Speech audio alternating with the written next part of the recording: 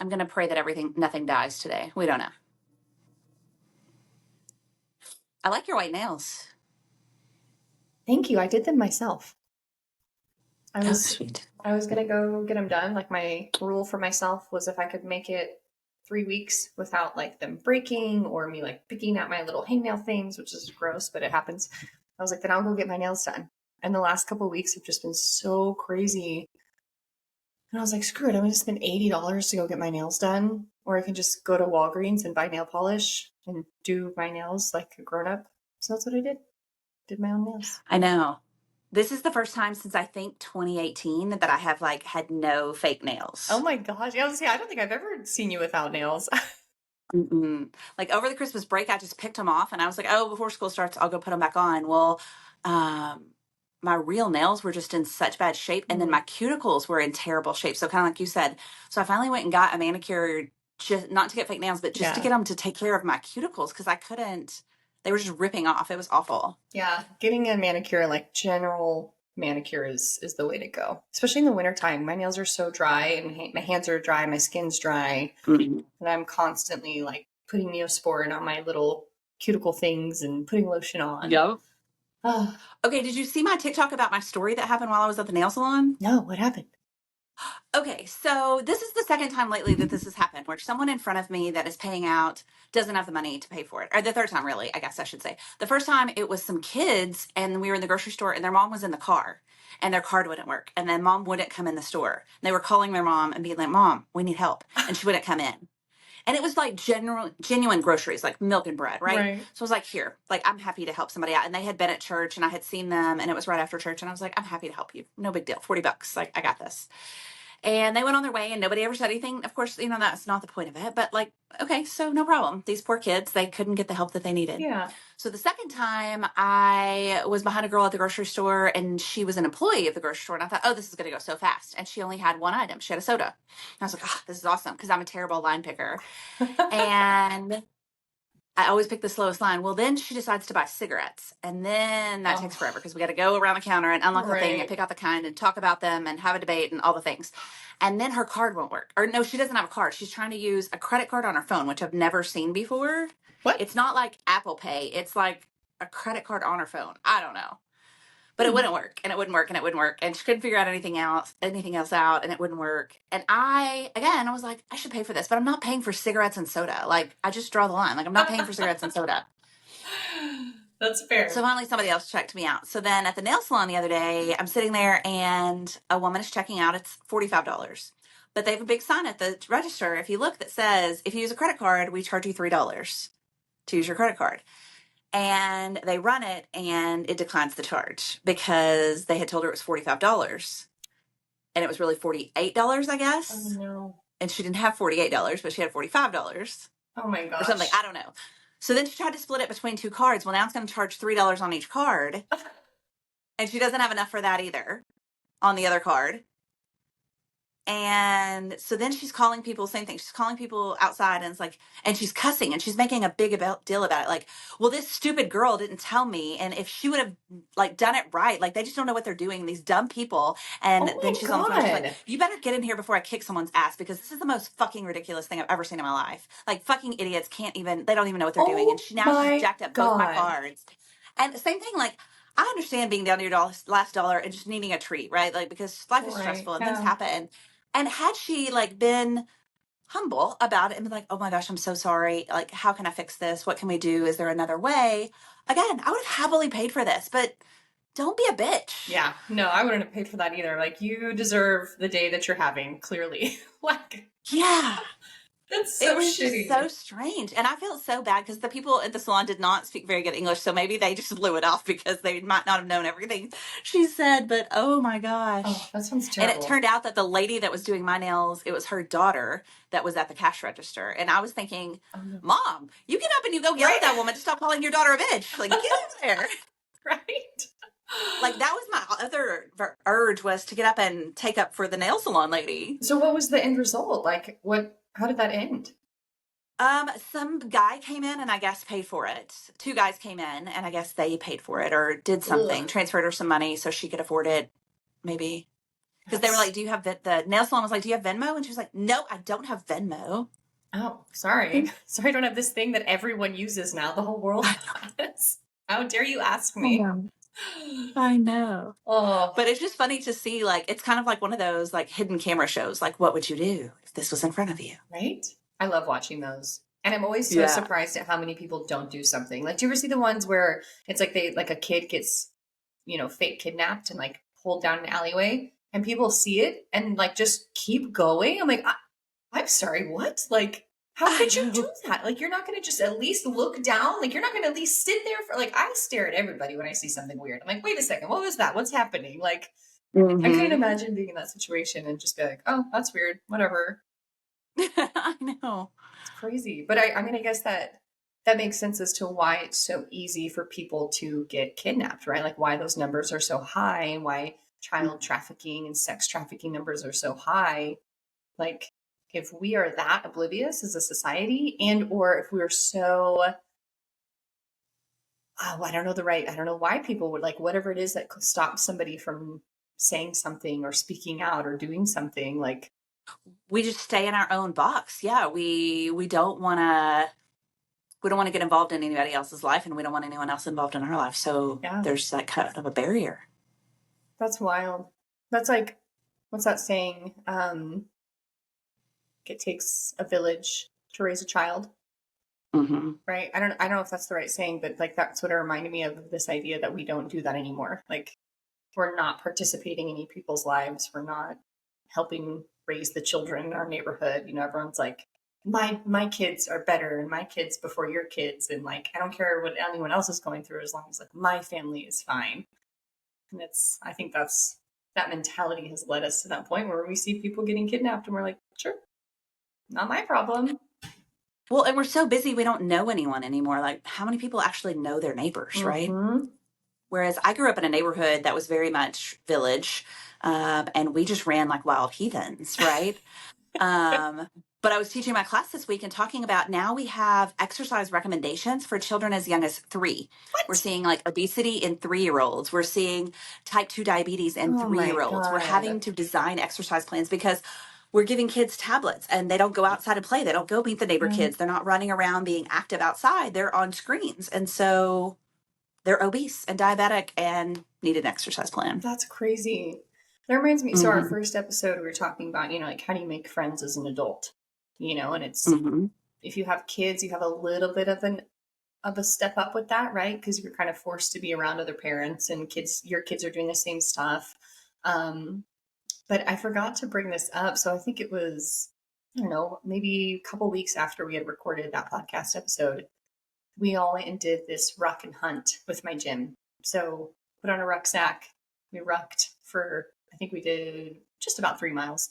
And then we all went hung out at a brewery that's around the corner and had drinks.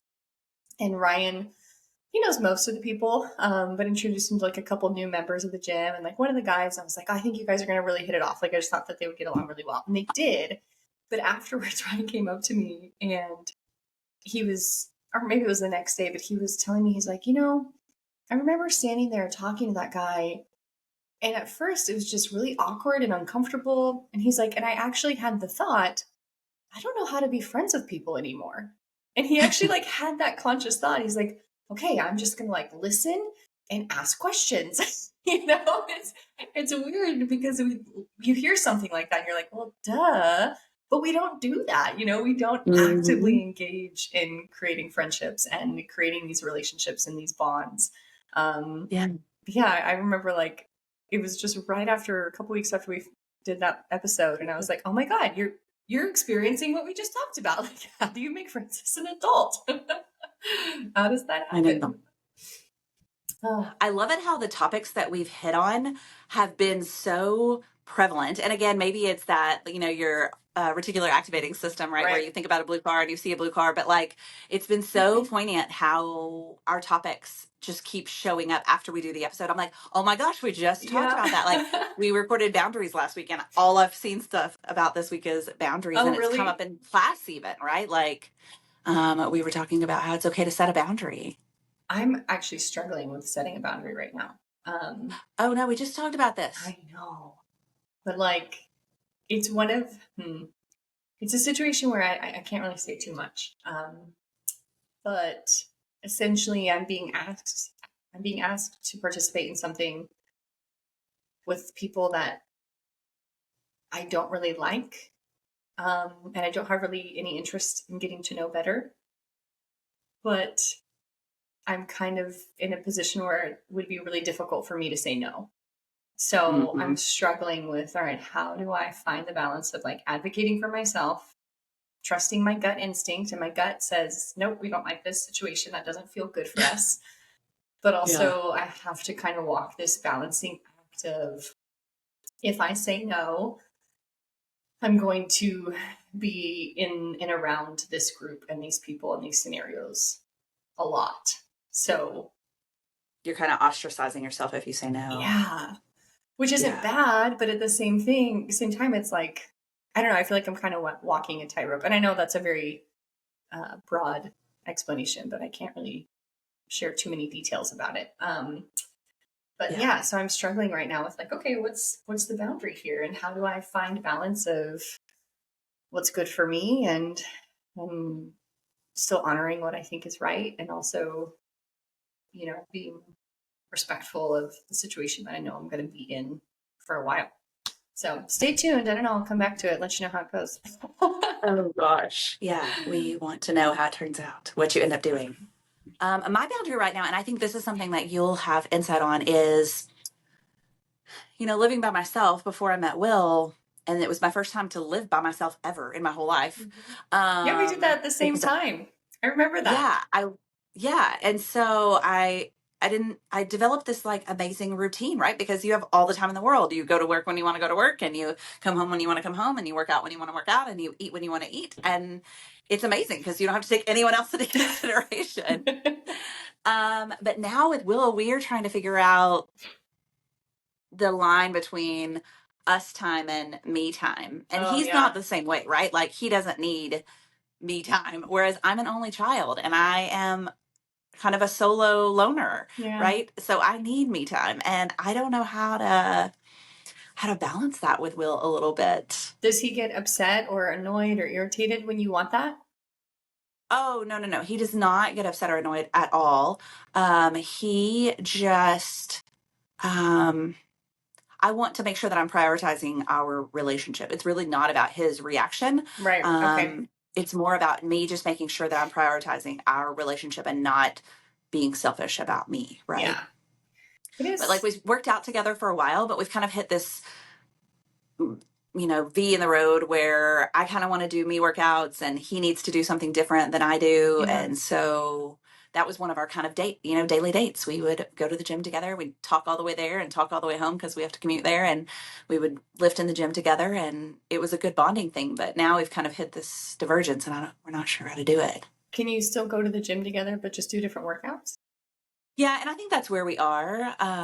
Yeah. But then, like you're the same way with your early morning routine and you have Yeah. different hours than Ryan and you have a separate room where you go and get ready and stuff Yes. so that you can let him sleep. And kind of the same thing of just trying to figure out like what our routine is because we're neither of us are you're much more regimented, whereas Will and I every day is a little bit different. And so I think that's where the challenge comes in is that sometimes in my morning routine, I get it all done before he wakes up, which is my preference. But sometimes he wakes up before I'm done. And Yeah, that's hard. yeah, I think so with Ryan, same thing. In Alpine, like that was my first time, that house that I was in. That was my first time 100% solo, no roommate, no boyfriend. Like it was just me and Maverick. And and I freaking loved it. Like I yeah, was over the moon for that time. Um and so when Ryan and I moved in together, initially it wasn't so bad because I wasn't working as much. But now my plate is very full. He's got a full time job. We have the two dogs, and so there are definitely days where I feel guilty if I don't spend time with him. Like he comes home, sometimes he gets home at 5 and I'm in bed by 6:30, 6:45 on an ideal night. Like that is my ideal. Put me in bed at 6:30. I'm asleep before 7. I've got my 8 hours. On the weekends, I got 9 hours. Like I love my sleep. But there are definitely times where he comes home and I feel guilty because I'm like, well, I I can either do my whole nighttime routine, right? Wash my face and do my thing and take my bath and journal and, go read a book. But then that's an hour that I've missed out on time with him. And so I've been struggling in that regard. But I find that when I don't do those things, I'm not a good partner, right? So it's like, okay, I can either sacrifice all of these things that I know make me feel good and that I know bring me joy and fill my cup in order to spend time with the person that I love. But if I do that, then the time that I'm spending with the person that I love is just frustrating, right? Like then I'm not usually enjoying all of that time. Um, Yep. and I've had to really battle with him being okay with it, not because he wasn't, but because I thought that he wasn't, right? So he's always like, Mm-hmm. go do your yoga. Like he's been so encouraging ever since we've been together. He's like, babe, you didn't do your stretching today? You didn't meditate? Do you need time to go journal? Do you want to go take a bath? Like he's always encouraging me. Um, and it's more so that I felt like if I didn't spend time with him, like I was going to lose him in some way. And I think that's just from, past relationships haven't always been as fulfilling or secure. And so to finally be in a secure relationship, my inner self is like, oh, I can just do my own stuff. And like, you're just going to be here and it's fine. And like, you'll do your own thing and we won't break up. Like, that's going to be okay. Exactly. I think that you hit on the key there. Two things. One is that doing those things makes you a better partner. And then two is that we're bringing our past trauma into this and Mm-hmm. we're taking the characteristics of our past relationships and putting them on our new men. And so, yes, Yeah. I think that you hit the nail on the head with those 2 points right there. It's been, I will say, like the last couple months, I've really been trying to get back into like I said in our last episode, I was put in my calendar my exact things. Like at this time, I'm doing this. And so I actually put in there my other stuff too, like 5 a.m. on Monday, instead of going and you normally like, oh, I'm just going to work out, like just fill my time with the gym all the time. Like, no, I'm journaling at this time. I'm going to do my meditation. I'm going to do this. And it's in my calendar. And I always get these little 10-minute reminders. And that's been really helpful too. Like, cause it's a reminder not only to do the practice and do the thing that I want to do, but also that it's when I see it in the calendar form, for whatever reason, it feels less time consuming, right? Because it'll be like a 10-minute block. I'm like, oh, Mm-hmm. I can give myself 10 minutes. Like, I'm not going to lose my relationship or lose this time with my partner because I gave myself 10 minutes. And so that's helpful for me to have that huge visual of the week. And it's like throughout the whole week, I'm only giving myself, this many hours. And that leaves this Mm-hmm. many hours that I get to spend with him, in our date nights and our weekends and whatever. So that's been Yeah. nice. That's a good point. And that's always been a tip that we've all heard, but I think actually putting it into practice, right?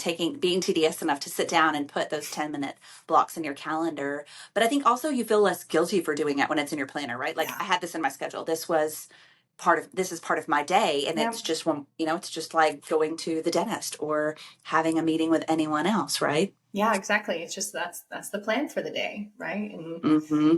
yeah, you're right. I think that is something we always hear, and it is for some reason. I can't speak for everybody, but I feel like it's a lot of women that tend to feel guilty when they do that, when they put themselves first, when they prioritize their me time, whatever that might be, above their husband or their kids or whatever. And it's like you can give yourself that hour, right? You can split that hour up however you want to. Maybe it's only 5 minutes on Monday and 5 minutes on Tuesday, but like you get to have that and you get to put that in. And then when you do it, you feel so much better. You feel more yourself. Mm-hmm. Well, let's officially start the episode. I love all Yes. of our little chats, and it's so fun to talk. But oh wait, before we do, hang on, I want to ask you one more thing. Yeah. How was axe throwing? Because Oh, I love I it. saw y'all did that, and I was thinking about taking Will to do it for his birthday. How was it? Because I've never been. I love axe throwing.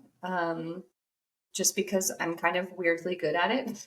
Like, it's just one of those things that we went one time and Excuse me, I'm awesome. yeah, it I'm just came awesome. like super natural to me. And I was like, well, that's fucking cool. Like I can throw axe as well. And so now we don't do it super often. We've been, I think, maybe 4 times total. But it's a lot of fun. The place that we go to, they've got really good people that work there that, they know what they're talking about. They are really good at teaching you. They're really good. They have leagues.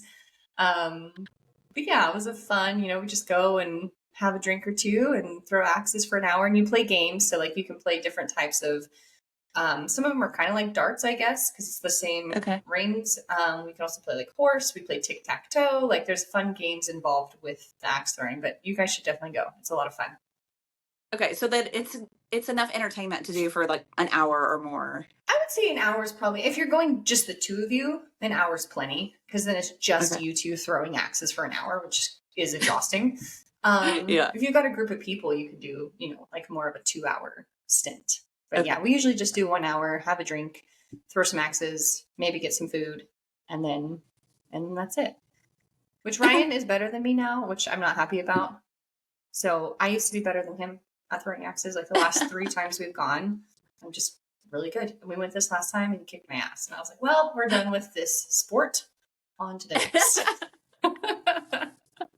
Isn't it funny? We talked about something the other day, like one of our podcasts. We talked about like if I mowed the moves on Will and he didn't respond, I would probably never try again, right? And he and I were joking about it. But I feel the same way about like putt putt golf or something, right? Like if I'm better than you, but you beat me, I'm done. We're over. We're never doing that again because we only do things that I win at. That's how I So feel. yeah. Putt-putt, I can't even do putt-putt golf. I hate putt-putt. That is my least favorite thing to do. Like, don't invite me to that. Gosh, that's funny. That's funny that I like putt putt and you don't. The girl who doesn't do fine motor skills. I don't understand. I'm kind of nervous to go axe throwing because of that. Like, there's no telling where this shit is going to go. I'm going to break some things. So there are definitely moments where it like flies off of the board on the back and it's like, oh my God, it's going to come hit me. But like, it doesn't. It just, thank you, gravity. It just drops to the ground. Right. But you've seen me throw things. Like, everyone should be a There's little a bit worried. cage. You're going to be okay. You won't like throw it into the other people's space. One of my doctoral classmates texted me and he was like, Shanna, I was listening to your episode and you were talking about being a fit late. And he was like, I died laughing because he knows that about me too. And he was like, I was just cracking up. Oh, and he also said that he lives in Costa Rica now and that his area where he lives is actually one of the blue zones. We were talking about the blue Oh, zones, cool. where people live the longest. And he was like, where I live is actually part of the blue zones. And I didn't know That's that. awesome. I've heard Yeah. that Costa Rica is just like freaking amazing. Mm-hmm. Definitely on my list of places to go. I would love to. Yeah. For sure. Okay. Sorry. Sidebar. No, you're okay. I love talking about things I'm good at. Axe throwing. Okay, well, I will never axe throw with you because you're already better than me at a lot of things, and I don't need any more comparison Oh my stealing my gosh, joy. All right, so let's dive. And I'm really excited to talk about this episode, or this topic, I guess I should say, in this episode. Yeah. All right. Episode 7. Here we go. Yay! Oh my gosh, we're almost at 10 episodes. That's so exciting. Yeah, I know. Okay, so do you want to catch everybody up? We try to start the episodes, and we've been bad about it because we just start talking and we get excited. I know. What's the healthy habits you're doing right now? Okay, well, kind of what we talked about in the last episode. So I'm still trying to like take extra creatine, even though I keep hearing it everywhere now. Like it's popping up. It's like, don't do that, don't do that, don't do that. And I'm like, I'm still gonna do it just because I want to see what happens. Okay, so how much is extra? How many? So typical is 3 to 5 for most women if you're doing it on a daily basis. So what are you trying to take? So I take 5 a day anyways. I have been for, I guess, about a full year. I've been taking 5 grams a day. And now I'm trying to get 10 to 15. So not a huge jump, but just 2 to 3 scoops a day versus 1. Because I just read some research about taking it. The recommendation was 20 grams. Interesting. Daily? Yeah, I'll send it to you when we get off the show. But some of the research was showing amazing brain benefits with 20 grams. Oh, man, I'm going to be taking so much creatine. I need to buy stock in creatine. Yeah, so I've been trying to do that and really stay up on tracking my, not just using, since we're going to talk about it, not just using my Whoop strap, which I love, but using my notes app to actually write down how I'm feeling, like how was my energy, even though if like my strap says, hey, you're 90% recovered, but then like that day I'm like, no, I feel really tired, like I feel different than what the data says. I'm trying to keep notes of that. So that's something that I'm really excited because it's lining up with my cycle, which I think is really cool. All the 4 phases of my cycle, like I'm trying to be more mindful of training in those cycles with this new bulking phase that I'm working on. So like knowing when to take advantage of, like 2 days ago, I did a workout and I did like interval training on the bike, which is disgusting, but I did it. And then later that day I came home and I was like, I have so much energy. Like I'm going to go for a run. And then I was like, Heather, take that energy, sit down on your computer and do your work. So I did. And then I still had all of this amped up energy. So I grabbed the little puppy dog and we ran for 2 miles. And I only stopped because she was tired because we don't ever run that long. And I was like, all right, like, and so things like that I think are really interesting to be monitoring what's changing in my body. So that's what I'm working on. What about you? And You kind of got going planning on for those days. Yeah. Yeah. I just found or had to go find a new PCP or primary care provider because since moving, I've been still going to my old doctor. I never changed. And so trying to find a new doctor in the area. So I had to go do new blood work and new labs and get some new stuff and possibly looking into functional medicine because I haven't quite gotten everything resolved that I want done yet. So trying to take advantage of the fact that I live in a town now where there are actual functional medicine providers and doctors and, all the resources that we didn't have when we lived in Alpine. That's awesome. They always used to joke, like if you have a medical condition, don't move to Alpine because you can't get help, right? So like those kinds of things, finding a new PCP, there we go, I can say that, and a new dentist and a new eye doctor. So yeah, those are the fun things that I'm doing right now. So fun. I'm excited that you're going to look into functional medicine. That's cool. I'm a big believer in that. Will does it. He had a really serious horse accident and had to have some extra stuff and because it like messed up all of his organs when he did it. And so he's had to have some care from a functional provider. So he had some good recommendations. Oh, cool. And then I'm still trying to figure out my New Year's routine, like, because for when you're working college, like we don't start back until like the 13th. So for the first 13 days of the new year, I just was still coasting in my pajamas. And awesome. Then the first week of school, I had a tenure packet due. So it was really stressful. So nothing was normal. And then this week we had a holiday because of MLK. Oh, that's right.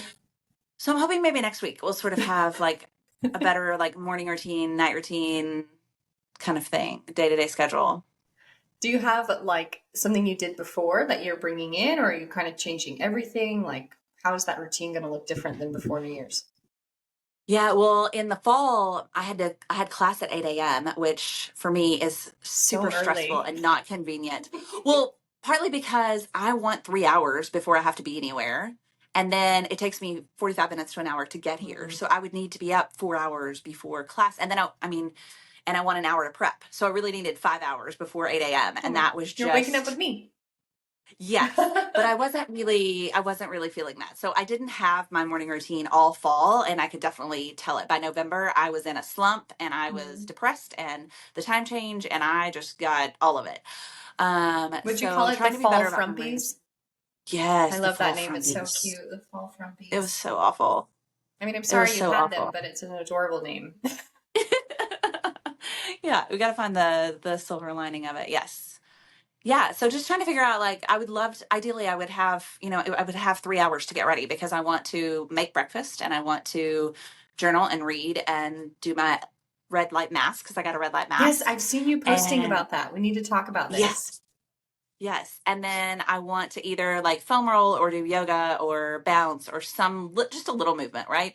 Like 20 minutes is all I want. And then I need to get ready and then I need to commute. So trying to figure out how to fit all that in the morning. What's your earliest class this semester? 9:30. So much better. Nice. Yeah. A little extra time. So I am turning into you slightly. I'm trying to give myself a 10:30 bedtime, which is very new for me and very early for me. And I'm like on my third REM cycle at 10:30. I know. That's awesome. Yeah.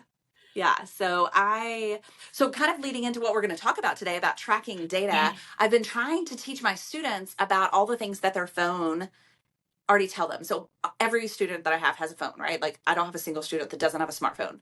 And so I'm like, hey, did you know your phone can tell you all these things? So I've made them learn how to look at how many steps they've taken. And obviously it's not super accurate. And it's just when they have their phone on them. So if they do anything, practice or whatever, where they don't have their phone on, it doesn't count that. But I made them start looking at that. And then I make them like, I'll randomly like send them a group message and be like, okay, check in. How many steps have you taken today? If it's less than 4,000, get off your ass and go walk around campus right now. And then I've also shown them how to use the sleep alarm.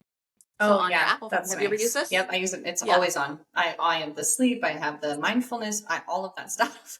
It's all on. Yeah. Yeah. So I've been trying to show them how to decide what time they need to get up, decide how many hours that they need to get, that they want to sleep, and then set their nighttime alarm so it tells them when to go to bed. Because most of them, when I asked them about their health habits this week, they had to do an assessment in all of my classes, and sleep was the biggest health problem that they were all battling. That and saturated fats. We'll talk about that later. But sleep was one of the worst. And so when I asked them why they weren't getting good sleep, it was usually like more of a, that, what do they call it? Like procrastination, what is it called? Like, there's a term for it where you procrastinate on purpose. Like I don't know. Revenge. It's like revenge procrastination or revenge sleep or something. Like you feel like you haven't had any me time all day. And so when everybody else goes to bed and the world gets quiet, you stay up, even though you are tired and you know you need to go to bed, because you're like, I need to decompress and I need downtime and I need to regulate myself.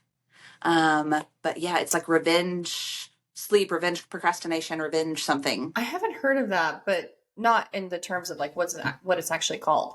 But that's kind of what Ryan does. Like he calls it his decompression time. Like he needs time. When he comes home, dogs, me, dinner, I go to bed. And like there are nights where he like fell asleep on the couch before I go to sleep. And I'm just like, babe, like you're tired. Like, let's just go to bed. And he's like, no, I have to have my time. Like whatever it is, he like watches TV or plays his video games. And he's like, I have to have this. And in my brain, I'm like, but you're tired. Like, I don't understand. Just go to sleep. Like, you'll feel better in the morning. But yeah, I didn't know there was a name for it. Now I'm going to Google what the name is so that I can tell him. You thought fall from peace was cute. So Will one day was trying to tell me that he needed to decompress, but he said decompose. He's like, I just got to decompose. And I about rolled laughing, you know? So now last night he was super stressed out because stuff's going on at work. And I'm like, he was going to go take a shower. And I was like, go decompose in the shower. You'll be fine. It's hilarious. Yeah. Decompose. That is awesome. That's my new favorite way to say that. And I will always say that. I remember when Will met you for the first time and we were talking about that he had dogs because he, you know, I told him that you love dogs. Yeah. And I don't know if you remember this, but he was like, they're not sanitary. And I was like, I don't remember that. What? I was so embarrassed because I knew what he meant, but I didn't think you would know what he meant. Was that at the baseball game? That's when I first met him, right? No, we were at the Blues. I think it was just the three of us sitting at a table at the Blues. Was I drinking? Probably. I don't remember. But anyway, like you take dog, you know, like you were such an animal lover. Yeah. And so when he told you that his dogs were not sanitary, I was like, oh dear baby Jesus. What did he mean? He just meant like they weren't like house dogs or outside take them out in public. Right. Okay. They're not well trained. They're you can't wild. take them out in public. Yeah. Not sanitary. Yeah. That's awesome. No, I don't remember that, but I wish that I did because that's hilarious. They're not sanitary. My dogs are not sanitary. I was so worried. I was like, oh my gosh, now Heather's going to hate Will. No. She's going to think he's like animal abuse. Like, oh my god. My dogs have never had a bath. They don't have their rabies shot. Complete heathens. They live in dirty kennels and yeah. Oh, man. All right. So sleep. We've got to track that. We've got to be aware of it. Do you wear a track? Do you wear a track? Do you wear a tracking device? I wear an Apple Watch. Yes, is the only thing that I wear. But I'm old school OG. So I don't know if you know this about me. Fun fact. I actually was the first person kind of in the country to implement tracking into worksite wellness. Oh. So I worked at a university and the university found this account that everybody had kind of forgot about that had money in it. And I had a very limited amount of time to spend all of it or it would get sucked back up into general funds and couldn't be used for our wellness program. Right. And so I bought everyone at the university, this is a big university, like 800 employees, a Fitbit. Oh, And this awesome. is back in the day when they were still the little dots. Oh, yeah. And I wanted our hashtag, like I wanted our like, little phrase, catchphrase for us to be, I got buzzed. Cause it was like, that was the only way you knew you got your steps. There weren't Right. numbers on it, right? So Yeah. you just got a buzz on your wrist. And our HR people, our PR people were like, Shanna, buzzed has a very different connotation in general language. You can't say that. Like people outside of the university are not going to know what you're talking about. But I actually got written up in a magazine for it Oh, because it how was such a big, cool. yeah, new initiative. But that's how long ago it's been. And I got tagged in so many things about like memes about, does this count as my steps? And what would I do for steps? And when you don't get your steps. And that became a really big thing because I know, so my ex, when we lived in Seattle, he worked for a big corporate company and they used Fitbit as a corporate workplace like wellness thing. That Yeah. was 2017, maybe 16, 17. Yeah. But yeah, and they would go on like walks together and they would all at the end of the year, they'd have this big challenge, like whoever got the most steps, they'd win a prize. So look at you. That's so cool. Yeah. That's Fun awesome. little fact. But yeah, but other than that, like I got the Apple Watch and then honestly haven't done as much with it as I thought I would. I thought I would just be like gung ho everything. And honestly, I haven't. So what about you?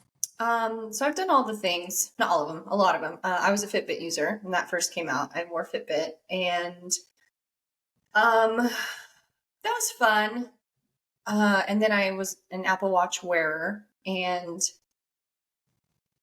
I liked where Apple was going with a lot of their stuff. And now I'm a 6-year Whoop strap user, and I'm obsessed. I love Whoop. I think that the company's great. I think the founder's great. I take everything with a grain of salt in all data collection. Obviously, like nothing is 100%. Um, I've been really curious about trying the Aura Ring just because I've seen so many people compare Aura to Whoop. Mm-hmm. So I'm curious about that. But yeah, I've been a 6-year long Whoop member. And I love it. I love this So thing. interesting about the Aura Ring that you bring that up. My boss has one, and so we went to a conference together. So I was asking her all about it. But there's a new movie out on Netflix with Cameron Diaz in it, Mm-hmm. and Jamie Foxx, is that his name? Yeah, I just saw And it. I didn't watch the movie, but I they're saw it pop up on my screen. their little boy gets kidnapped and he's obsessed with tracking data and he has an Aura ring Oh, and they're like, cool. isn't that too big for your fingers? And he's like, I wear it on my thumb. But that's how they end up finding him, is because it has GPS data on it. And Oh, so how they're able to track his cool. GPS data and find him because of Spoiler the Aura alert. ring. And yeah. Well, I mean, it's not a, it's one of those cheesy movies that Right. you already know what's going to happen. It is so cheesy. Like it's not even plausible, but yeah, it's just fun entertainment, right? Like don't take it seriously. But so I really didn't ruin anything for you by telling you that. It's fine. I wasn't going to watch it. I don't like Cameron Diaz. I know I shouldn't say that out loud, but I don't. Wait, what? I know, She I'm is not a my fan. doppelganger. Wait, what? No, she's not. I love you. She's not. Um, at least on my eyes. I don't know. There's just something about her that I don't think she's a bad actress or anything. She's just not for me. Like, if I see her in a movie, I'm like, no, I'll probably pass. Like, I'm not Oh, that's interested. interesting. There Except was a bunch for of what's the one? The Sweetest Thing. Great movie. yes, Fucking love that love movie. it. She's the perfect typecast for that movie. And then everything else I've Okay. seen her in, I'm like, no. But that movie, she works great. Yes, I love that movie. But there's a big controversy going around about her. Not controversy, but like kind of some drama because she dropped out of the limelight for about 10 years to have kids and didn't work. And I didn't realize that. And so this movie is her first movie back. Oh, When she was doing interesting. interviews recently, when you look at her, she is naturally aging. She is not your typical Hollywood person. She has had no work done. There are no That's fillers, there are awesome. no injections, there are no anything. So a bunch of people were like, oh my gosh, I can't believe she let herself go. And then a bunch of people were Oh, like, hey, this is what 50-year-old women really look like, you right. know? So I think it's kind of interesting, because part of me too was like, when I see my wrinkles and I saw her wrinkles, I'm like, oh no, don't back up, put a filter on it, do something. But I think it's because we have all these comparisons Yeah. of, wow, your forehead has no wrinkles. How is that possible? And so if you don't have wrinkles, I think I don't need to have wrinkles. Yeah, no, I've contemplated Botox forever. I'll never do it because I don't like things like that in my body. But every time I like smile, I'm like, what are all these things? Like, what? I have the worry lines. Yeah, we've talked about our 11s before. Yeah. And like, I have Yeah. so many smile, laugh wrinkles around my eyes and my mouth. But oh well. And But that should be a good thing, right? it Like, should be, but you again, like you said, like we correlate wrinkles with age, right? We don't look at mm, people who have smile and laugh features and go, "Oh my gosh, look at all of those wrinkles from joy." We're just like, "Oh, you look old." Like mm. that's just the way that we. Yeah, I don't know. I don't think I'll ever do Botox or anything, but I definitely think about it. I've I'm contemplated it. doing an aging is awesome segment with my fitness class, my wellness class, because when I asked them how old they wanted to live to, a lot of them were like 60 or 70. And I'm like, Oh, that means that's I'm it. almost dead. What? Well, God, my husband turns 50 in 2 weeks. And I'm like, what? is that We just are because not they don't dead. have a concept of age, or do you Well, think? so some of them were like, that's just too long. I don't need to live that long. I don't have that much to do. Like, that's just too long. And then a lot of them That's so associated sad. aging with like the decrepit, living in a nursing home, Mm. not being able to, take care of yourself, So every class period, I'm determined to show them, like yesterday, I showed them a video of a 94-year-old woman who still takes ballroom dance lessons and Tai Chi and water That's aerobics awesome. and still flirts with men and stuff. So yeah, so I'm starting an Oh, aging is awesome segment with them. so okay. So since you brought that up, this kind of ties into our well, it does tie into our topic. Have you heard of Brian Johnson? Give me So context. he is the most measured man in the world, quote unquote. Oh, He's okay. the "Don't Die" guy, and new Mm-mm. documentary just came out on Netflix about him. I haven't watched it yet, but the people that I work with, they're like obsessed with him, and so we've been talking a lot about him. But um, this is fascinating to me. So he's the guy who invented or CEO of Linktree. Do you remember Linktree? Yeah. So he's the creator of that. And he has like a bunch of other stuff. Like he owns a bunch of businesses. He's an entrepreneur. He's a multimillionaire. The guy just has a shit ton of money. And what he's doing with his money right now is trying to live forever. Like, and he's doing the most ridiculous things you can ever think of. Like, if there's Oh, wow. anything out there at all that has like scientific research and background that's like, this will help you live longer, he's doing it. But he does all of the tracking. He wears a whoop, like he has every tracking thing. But today, I guess he was on a podcast and my boss was like, "Oh my God, did you hear about this?" And I was like, "What?" And apparently he was telling the podcast host that he um, has a tracker for his penis and he puts it on at night and it measures and tracks his erections. And he was like, I had an erection for 3 hours. And I was like, that sounds horrible. Like, I don't have a penis, but if I did, that does not sound like a good time. And I'm over Especially here in your going, wait, sleep. wait, can I meet him? Can I meet him? He was sleeping. Wait, So, that doesn't mean I have to be oh sleeping. my gosh. So I had to Google it, and I was like, "What the fuck company is out here making penis trackers?" It's Adam Health. So big shout out to Adam Health.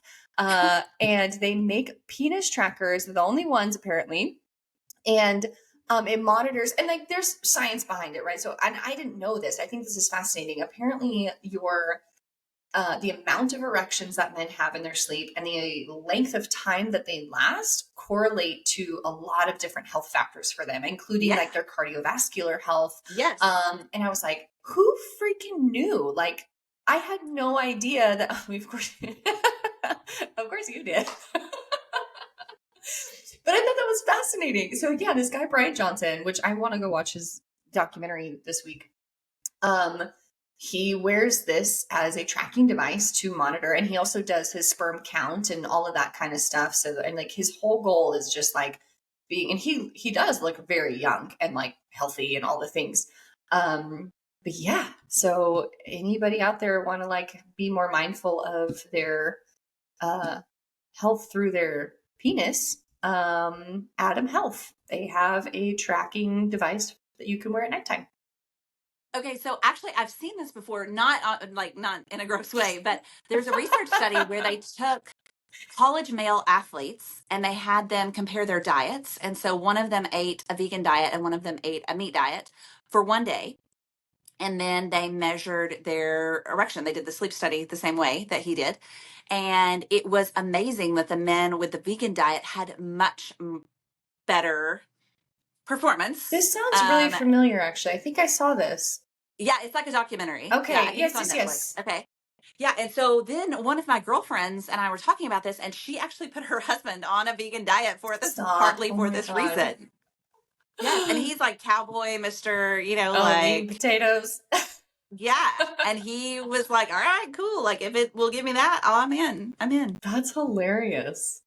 Yeah, Yeah, so I it do. affects I do that, but remember yes, it watching does. that, but I didn't realize it was like had so many correlations to so many other health markers for them as well. Okay, so speaking of that, you said it correlates to heart health. So I was Mhm. talking with my students this week about how dental health correlates to heart health because Yes. plaque in your mouth, plaque in your arteries, very related. And my dentist was talking about that, or my hygienist recommended that I get like a electric toothbrush, like an Oral-B electric toothbrush, because it doesn't, like, I tend to brush too hard apparently. And so she was like, this keeps you from brushing too hard. Well, my students were telling me this week that there's actually a more advanced version than what I bought that has an app where you can track how long you've brushed your teeth and how well you brush your teeth. And it'll even tell you, like, oh, you brushed too long right here, but you didn't brush enough over here. It'll tell you. And I was like, wait, what? There's a trackable toothbrush? Hold on, I have to Google There's a this. trackable toothbrush. I'll look this up Yes. right now. And so several of my students in the class knew about it and had it. I was really surprised because I did not know that existed. I didn't either. And I was like, huh. But I actually, my hygienist told me that from last time to this time, since I changed toothbrushes, drastically improved my results. Like, she was like, I don't have to do hardly anything this time compared to last time. Yeah, I did know that those were better for you for that reason, like gum health and all that kind of stuff. But yeah, this is fascinating. Yeah. So Blue Smart electric toothbrush. Oral-B apparently has one too. What is this? Quip electric toothbrush. Well, that's just an electric one. The first one I said actually has a little app with it. Yeah. Philips Sonicare has an app. Yeah, and they have a little picture of your mouth. What? Yep. This is cool. All right, well, Ryan keeps harping on me to get an electric toothbrush because he has one and he loves it. Listen, it's like a mouthgasm. Like, I think I could do it all day long. Well, now I need this. Like, this $209 for a freaking toothbrush. It's worth it. $209, and it probably has an annual or like monthly subscription. Yeah, that's how they make all their money. To get new little heads for it. Yeah. Interesting. All right, well, there we go. You can track your. So many things you can track. We haven't even like started the episode. You can track your penis. You can track your tooth. Like brushing scenario. This was not where I saw this episode going. But you can track your kids and find them when they get kidnapped. There you go. Just get everybody an Oura ring. See, we don't need that tribe anymore because now we got Oura ring. Right. See, it all relates back. Oh my gosh. Okay. So, well, let's start with because we're already in it, but like let's talk about like what is a trackable, what is a wearable device, what are we talking about in case you're not familiar listening, like what we're discussing. So What is a wearable? What is a trackable? What does that mean? So you kind of have to understand how they operate. They're smart tools, obviously, that have sensors in them to collect data from your body. So any kind of biological, physiological data, and they'll track various health parameters. The most common things that they are going to track are going to be, like your heart rate, your sleep patterns. Some of them will even track your, HRV. Some of them can track your breathing rates. Some of them can even track your blood pressure. So they're getting more and more advanced all the time. It's crazy. I was talking about like starting with Fitbits, they didn't even have numbers on them. And now we have things that will measure how much you're breathing, how much you're sweating, what your body temperature is. It's crazy. But these are used for now. Most people are using them to try to improve their health. Some people are trying to improve their performance, but generally it's just people trying to get better about tracking their health. Yeah. Figuring out what they can change and what they can improve. And there's different levels to it too, which I think is fascinating. So I love that it's becoming more common. right? Like the everyday person is now wearing a device Mm-hmm. that monitors, tracks their health. But on a more advanced level, they have really cool technology coming out for professional athletes, Olympic, games athletes, the NFL, NBA. They're doing stuff like this. I found out, which I thought was crazy, is they have goggles now for swimmers. Who else? There was somebody else that they had them in goggles, and I can't remember now.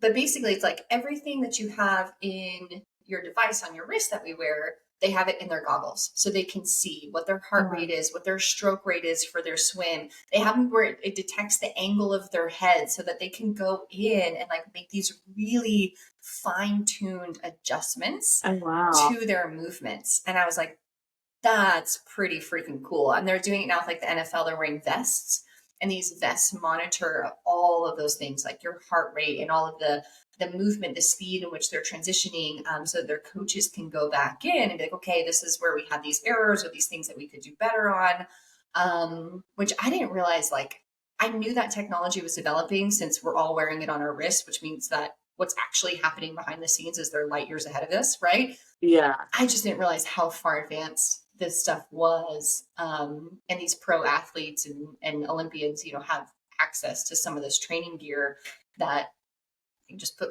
freaking goggles on and like see everything right there. And I love that, because the article I was reading was that they were trying to make sure that the athletes were not, what was the quote they used? Eye on the ball, right? So they wanted to make sure that the athletes were focused on what they were trying to do and not checking their wrist, so that they can be like, okay, well, I did this and this happened. I did this. And so they can just do their work. And there's this feedback going either right there in their eyesight, so they can keep their eyes where they need to and do their work, or it's just immediately feeding back to their coach, and they can just do their job. And I was like, that's freaking cool. So Yeah, I had a student last semester that did a presentation about the football helmets and the oh yeah, technology that's going into helmets. So now they have cooling systems in there because they what? get so hot, because especially on turf, it gets really, really hot.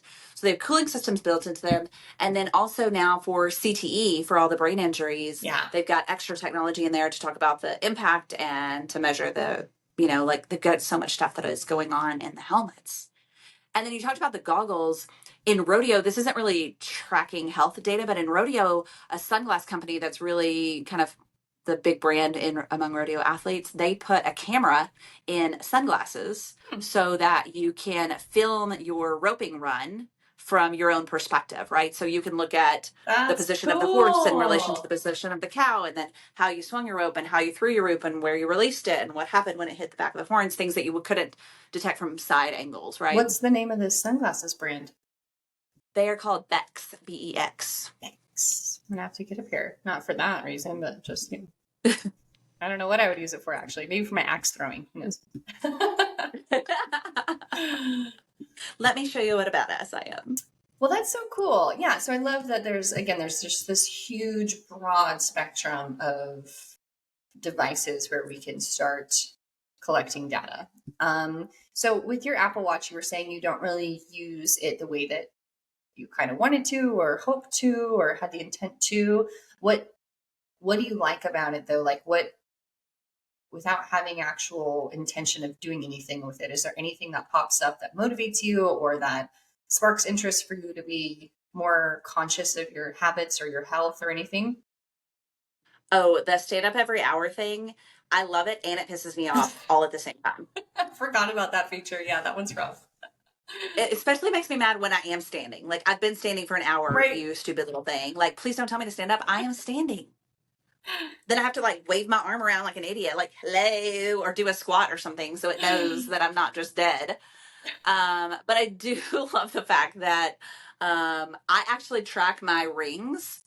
Do you remember the rings? Like, Yeah. so you have 3 rings on an Apple I Watch. was So, always the competitive one. I was like, everyone compete with yes, me. I'm going to win. yes. Yeah. So your inside ring is making sure you stand up every hour for at least 12 hours, once an hour for every 12 hours. And I've been talking to my classes about how important that is for your activities of daily living and your TDE, your total daily caloric expenditure. And then I track my exercise minutes, which is usually not a problem. But the red ring, I cannot close that damn thing. Like, I cannot close it, but I will not lower it I was gonna because say, you you can can adjust change the your settings. goals. Yeah. No, no, and no, no. I'm so angry at the red ring. It doesn't matter what I do. That bitch doesn't close. Like, I'd have to run a marathon to close it, I think. What is it set to? What's your daily goal? I don't know. Let's look. It makes me so angry. It's set to 690 calories. I don't know how that relates to anyone else or what normal people have theirs set on. And I don't even know where that number came from. I think that's just what it gave me. Yeah, like an average. But right now, so far, I've burned 356. And I've started making myself like, in order, because I'm trying to hit my step goal and I'm trying to be better about my TDE. So I've been making myself go downstairs because I'm on the second floor and out of the building and around the corner and into another building to refill my water. Well, so I have to get a little bit of sunlight exposure. I have to get some extra steps. I have to go up and down the stairs. So I think I'm glad you brought this up because I feel like, hold on, let me just want to make sure I say this correctly. I'm rereading the description because I feel like this is what I remember from when I used Apple, is that I just did a quick brief overview. So if I'm wrong, tell me that your activity level burn is not the same as your daily caloric burn. And I don't think everyone knows that, right? So like when you have that setting of my goal is to hit 600 calories, that's an active level burn. So not to do too much of a deep dive into this, but I think this is important for people to know that like your body is burning calories from the moment you wake up, like all the time. You're constantly burning calories. We call this your BMR, right? Your basal metabolic rate is just, if I'm just doing nothing and I sit in bed and I never moved ever again, I'm still going to burn calories in order to stay alive. Everything I do movement wise above that is my daily energy expenditure, right? Like that's my caloric burn of just living life. I'm just doing stuff. I think that the Apple heart rate has something to do with your quote unquote activity level, right? So once that heart rate goes up, then it starts to track those specific calories burned within that increased heart rate level as your activity burned calories. So I think that's important because some people will look at that and they'll be like, oh my God, I didn't burn 600 calories. Like I can't have 1,000 calories for dinner, you know? And it's like, those things are not related. Don't do that. Yeah. Those are two It's not, yeah, it's very not separate apples to things. apples. Yeah. Yeah. But I get it. I felt the same way if I didn't close all my rings. I was always mad. I was like, well, this is stupid. Yeah. And I think that's part of it. I have a naturally pretty low resting heart rate. So, and then I have a pretty low walking heart rate. So my heart rate doesn't increase significantly unless I'm really doing something. So maybe that's why, but it is still super frustrating, but yet I'm so stubborn that I will not lower it until I like start hitting it more regularly. That's awesome. So I'm going to fight with it for a little bit longer. Yeah. But the rings are definitely the thing. So that's the main thing. And then I track resting heart rate. And the other one, okay, so here's a big one. And with your Whoop, you'll be able to tell me more, is one of the main things that I got really interested in was HRV. Oh, I love this. And it will finally now track that. It didn't do that at the beginning. Yeah. Okay. Yes. When so you did have to that go happen? to your phone to be able to see it, see the data. Yeah. You have to go. And that's the other thing I've been teaching people, my students about is if you go onto your Apple phone or your iPhone, you have an app called Health. It's a white square with a pink heart in it. Right. And that is where most of the stuff is. And you talked about tracking your things. It has places to track your menstrual cycle, places to track your symptoms. Like I can track I've got to start tracking my migraines and my blood pressure for my doctor because we're looking at the correlation of those two. So you can track all of those things in there. You can track your weight and watch it, like over time. So it puts it all in a concise place where you're not going, which note did I save this in? And when did I do it last? And so it puts it all in a really concise place. But yeah, so HRV is in there and my HRV is crap. And it makes I'm so baffled by this. Okay. So so this is important too. Show me your wrist. Where do you wear your wearable? Okay. Yours is pretty good. So a lot of times people come and I actually literally had a member ask me this today. She had her wearable like this. If you guys are not watching the video, it's up over the bones. At the bottom of the bone of my wrist.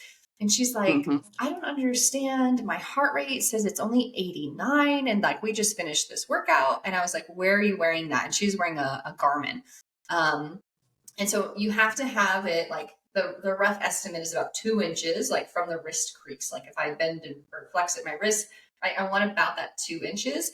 The most accurate, if you're wearing it on the arm, is actually the forearm and the bicep. Like the higher it gets, the better reading you're going to get. The most Ooh, that's accurate. interesting. Yeah. So I have not heard that when I before. work out, so Whoop actually makes a bicep band for that reason. So that when you work out, you put it up on your bicep. I usually just like loosen my strap and move it up to my forearm. This is going to give you a Okay. more accurate reading. The I've most never heard that accurate before. is on the chest, right? If you can get a monitor on your chest, like that's going to give you the best readings and even your sleep and stuff.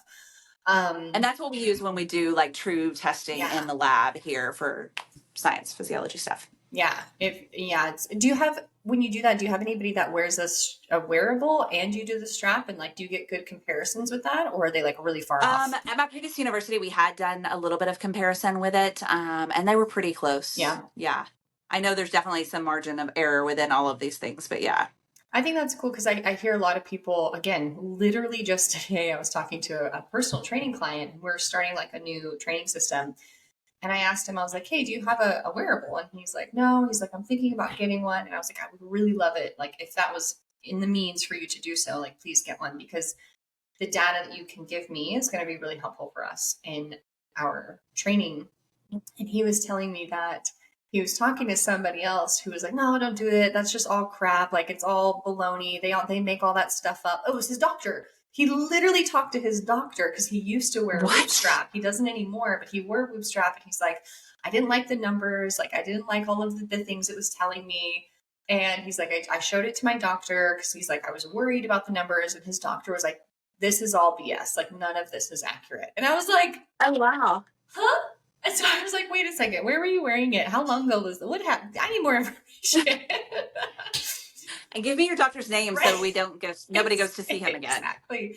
So I'm glad that I've heard that people will just look at these devices and they're just like, no, like don't listen to that. But then I know people like you or other people who are in they're in the field and they're doing the research work. And it's like, no, these are comparable to the most accurate readings that we have, like these are not 100%. They're, again, like you said, there's a margin of error as there is with most things, but they're pretty good for most people most of the time. And that's really the advice that I always give people. There's about a 20% margin of error on any of the things. And it's exactly what you said. It's user error. Same thing with condoms, right? Like people think that condoms are so effective, but user error makes them only about 80% effective. So 20% of the time, it's just a gamble, right? But like, just like you said about where you're wearing the watch. I mean, I didn't even know that, right? So how many people don't know it that didn't read the instructions, right? And I even had to teach, when I gave out those Fitbits, I had to teach a class on how to use them. That was one of the requirements when I did the program, was that the attendees had to come to a class to learn how to use it, because most people won't take the time to set it up and actually go through it properly on their own. But the general advice that I give people is that you're looking for consistency and you're looking for trends and changes, right? You're not looking for, did I hit exactly 600 calories? Did I hit exactly 10,000 steps? Because it's a fluctuating scale, right? It's variable every day, depending on, did you overly exert your arms when you were doing something? Were you demonstrating and talking and getting excited with your arms like I do, right? Like, what were you doing? Because that's going to make a big difference. And I was reading up on the whip strap, and a lot of the information that it said was really about how the consistencies are really what affects the numbers, not necessarily what you're doing. So sleep, we all know we need better sleep, right? But it's not, did you get good sleep one night to change your numbers the next day, but are you getting consistent sleep? And are you going to bed at the same time and getting up at the same time? Because that's actually more important than one night of sleep. That's what my Whoop tells me every day. It's always like, you got good sleep, but your consistency could be better. That's literally what it says, like every day. And I'm like, I fucking know. So yes, I think that's, again, like the most important thing. And one of the things I love about Whoop is I pulled up my, what do they call it? Their weekly performance assessment. And then they send it to you every month as well. So again, if you're watching the video, it's this like long, oh, my light's in the way, like detailed thing of how my week's going, right? And it'll go through all these different breakdown of like the averages. How did I do last week? You can compare your weekly average to your monthly. And that is 100% their whole game, is like, you have to build consistent habits in order to have a better recovery. And if you have a better recovery, you're going to have a better output the next day of whatever it is that you're trying to accomplish. But without the foundation of good habits, your recovery, you know, like you said earlier, you're just taking a gamble. It's like, oh, may or may not be good tomorrow. Let's wake up and see what happens. Yeah. Yeah. But so I was really invested in the HRV data because I do have high blood pressure. I've been diagnosed with it for a couple of years, but there Okay. was no reason that they could find. And like, I'm not overweight. My diet is fairly good. They even tested me for sleep apnea because sometimes that can be linked. They ran a bunch of other blood work tests. They could find no cause for my high blood pressure. Hmm. And so I started doing some digging on my own and found that HRV is really closely related to cardiovascular health. So I was determined to get my HRV number up, but I still haven't. It is still crap. What's your average HRV? 30. Oh, 30. yeah, that's not good. I'm like the average of like a 70-year-old. That's not good. That's what it's average for 70. And how long have you been tracking that?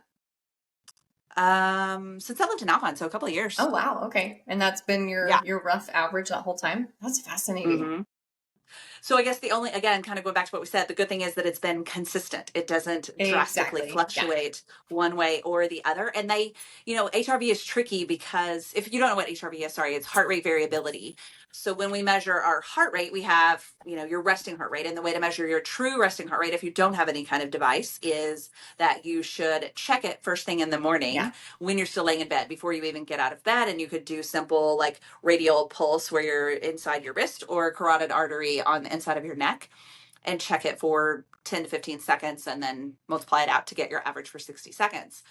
But resting heart rate is a really good indicator of fitness level. And I try to remind people of that average heart rate, like for my college age students, should be 60 to 80, kind of for average person, 60 to 80. But you're looking for changes. And that's kind of what the Whoop strap is based on. And kind of what HRV is based on is, if you're really sick, your resting heart rate is probably going to be up. If you're overtraining, your resting heart rate is going to be up. If you're deconditioned, your resting heart rate is going to be up. So the healthier you are, the lower your resting heart rate should be. And our elite athletes are in the 40s and 50s. Yeah. My resting's in the 50s. Mine too. I went to the doctor the other day and she took my heart rate and she's like, 56, and she looks at me and I was like, it's fine. And she's like, okay.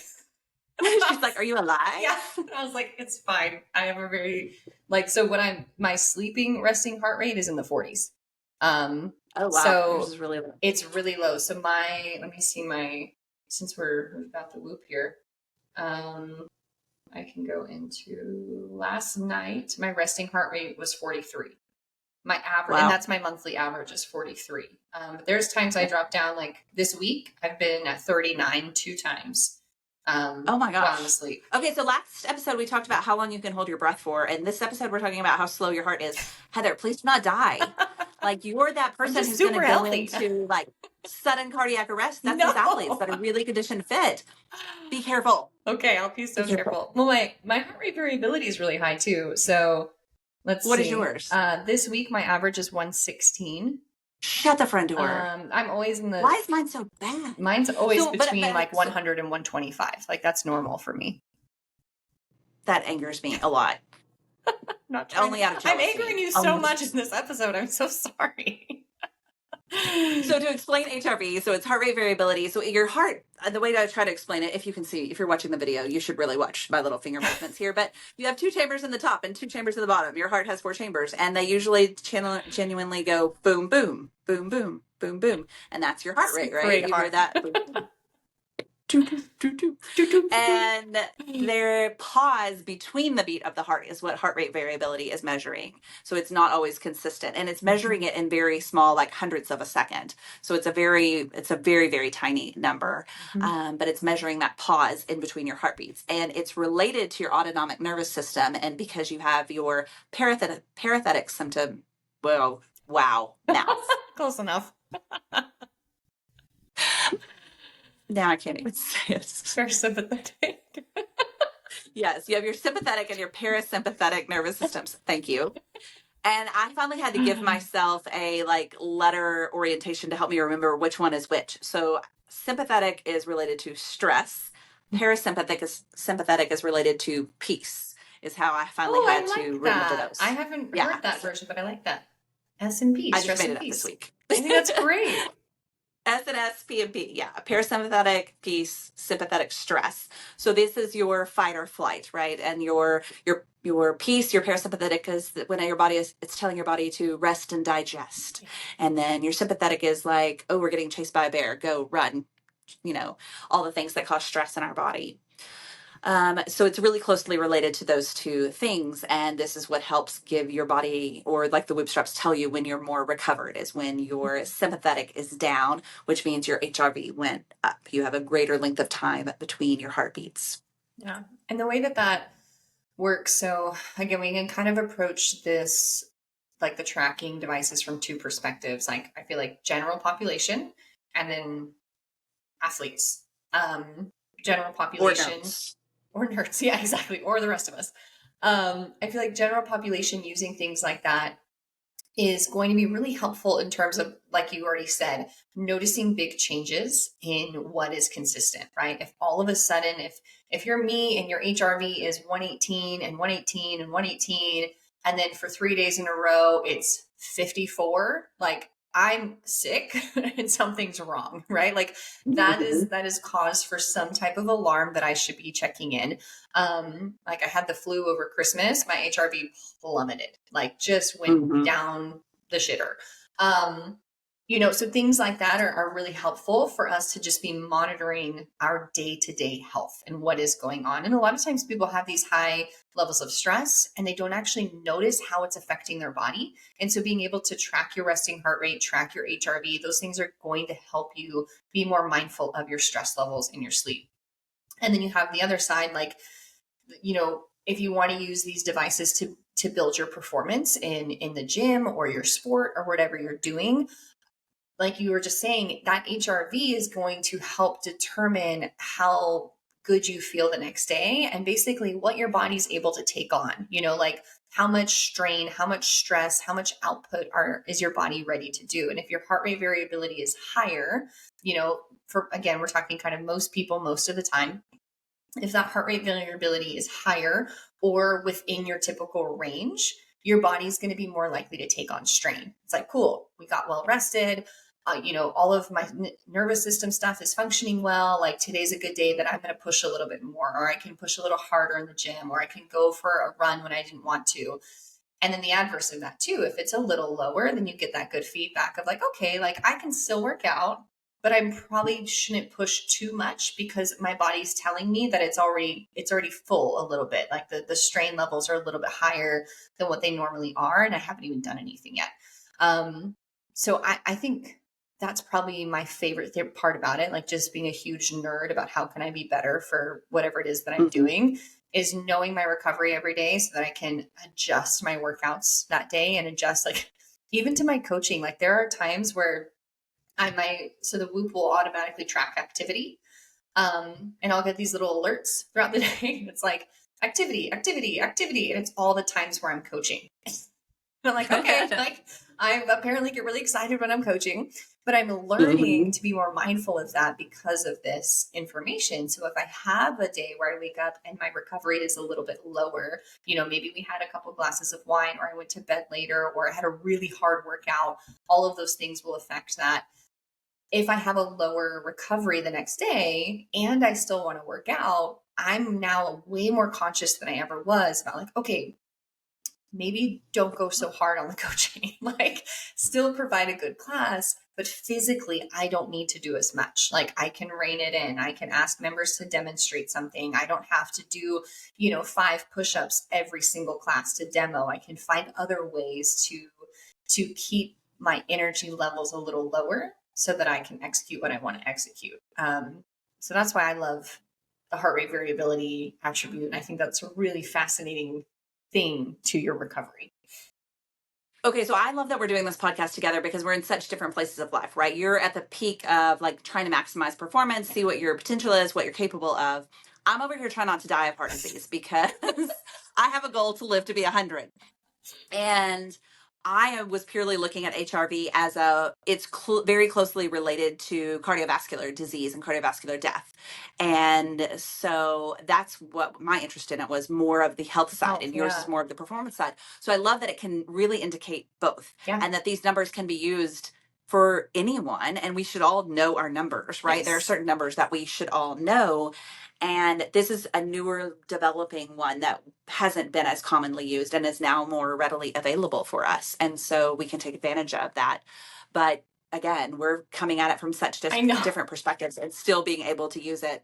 And then also to point out that while my number is like 30 and Heather's is ridiculously high 120, and while it makes me mad, there is actually no standard. So it's not like resting heart rate where there's an average, and the range is very, very large, anywhere from like 25 to 150.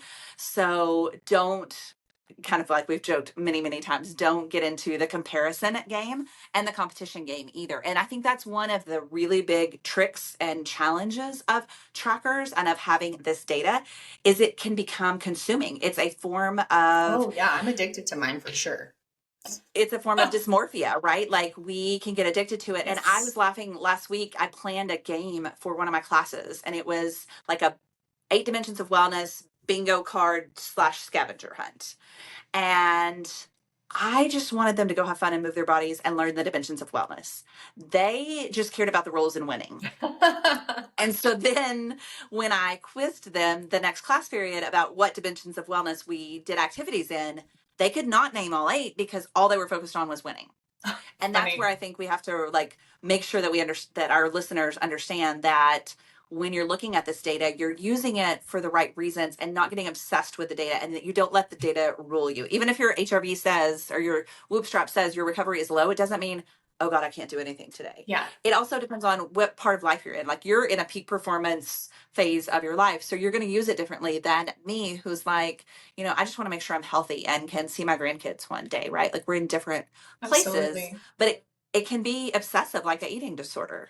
Some people are letting it become so dominant over their lives that they won't go out to eat, or they won't enjoy time with family, or they won't do something because it might mess up their data. There's really been days for me that I won't look at it right away. So I'm in the habit of I wake up and the first thing I do is look at my recovery. Like I'm instantly there. So there are definitely days where, like if I have 1 or 2 glasses of wine on a weeknight, I'm not going to look at my Whoop strap the next morning because I don't drink most weekdays, right? Like most of the time we wait till the weekends, but there are some days where I'm just like, I'm fucking tired. Glass of wine sounds great. Let's do it. But I know now because of the data that like I'm going to wake up and my recovery is going to be yellow. I know it is 100. So if you don't want to talk, so Whoop specifically, I'm not very well versed with some of the other. I think Aura does like good, great, something like they use words. Whoop does a red, a yellow, and a green, and it's all different percentages. So you're within a certain percentage of these recovery zones. And so if I'm in a yellow, and there's nothing wrong with yellow, and Whoop even comes out and they're like, yellow's fine. Like you are okay. Like there's nothing wrong with having a yellow recovery. But if I'm like green, green, green, green, green, and then it's yellow, I'm like, ugh, day's over. So there's days where I'll just intentionally not look at it because I'm like, nope, I don't want to know. And that's good. I think it's healthy for me to do that because then I am more likely to approach the day based on how I'm actually feeling, versus what. And that is another reason why I started that notes app notes on my notes app is because I wanted to be more mindful of what was my data saying and how did I actually feel? Because sometimes I wake up with a green recovery, it'll be like 96% recovered. And I'm like, interesting. I feel like trash. Like I don't feel recovered. So yeah, like you said, like it's not this make or break of the day for you. It's not the deal breaker of if you can or cannot be successful in your workout or whatever it is that you're trying to do that day. It's just extra info that can help you and benefit and potentially be sometimes life-saving. Like there are some stories out there of trackers that have saved people's lives because they've come up with those different variances in hearts, and detected AFib and all that kind of stuff. Like, so who knows? It could save your life. It could just help you live longer or make you really extra obsessed and competitive like me, whatever. Yeah.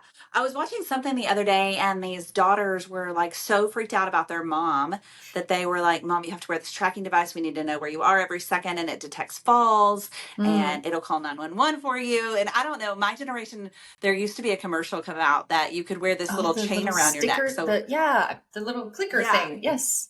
Yeah, and it was so funny because we made fun of that commercial all the time about falling, and now it's on Apple Watch, right? Like, Yeah, they have it set up for your watch that when you can set up your fall detection. yeah. Which Oh, is that's pretty what it was. On the cool. commercial, the old lady falls and she says, "Help! I've fallen Yes. and I can't get up." And I think I've quoted that quote my Everybody has. entire Oh my life. God, yeah. Yes.